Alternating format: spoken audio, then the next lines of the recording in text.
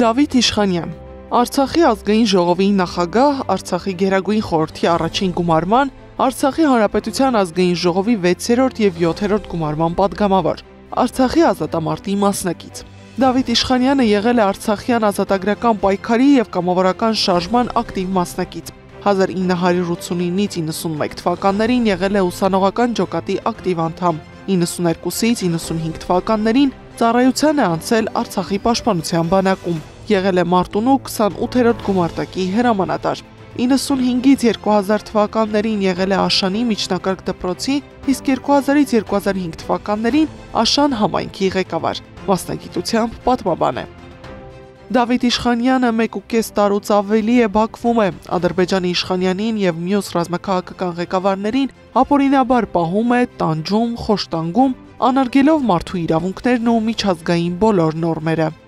Դեռևս հայտնի չէ, թե ինչպես է Արցախի ռազմաքաղաքական ղեկավարությունը հայտնվել Բաքվում, կան ընդամենը վարկածներ։ Ըստ դրանց Դավիթ Իշխանյանը չի եղել Ադրբեջանի պահանջած անձանց ցուցակում։ Իշխանյանի կինն էլ է հաստատում այդ տեղեկությունը։ Ասում է, մինչև վերջին պահն ամուսինը վստահեցրել է, ընտանիքի Երևան գալուց մի քանի օր հետո ինքը ևս կգա։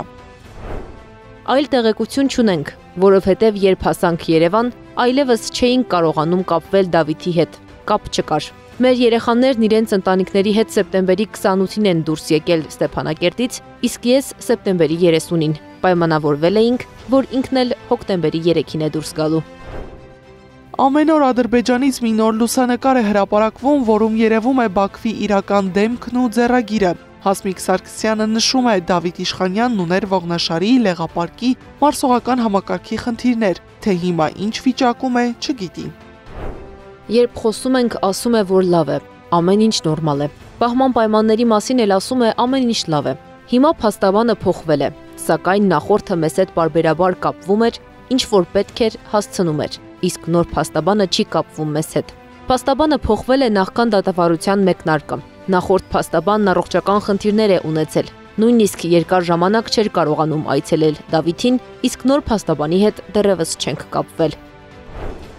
Ադրբեջանը պատրաստվում է փակել Կարմիր խաչի միջազգային կոմիտեի գրասենյակը։ Սա միակ միջոցն է, որով գերիների ընտանիքները կարողանում են կապը պահել իրենց հարազատների հետ։ Իշխանյանի ընտանիքը դեռևս տեղյակ չէ, թե դա լինելու դեպքում ինչպես են կապը պահելու նրա հետ։ Ուզում են հավատալ, որ պաշտոնական Երևանն իսկապես աշխատում է, սակայն արդյունքը տեսանելի չէ։ Գառնի Ութաֆյան, Նոնա Գևորգյան, ABC Media։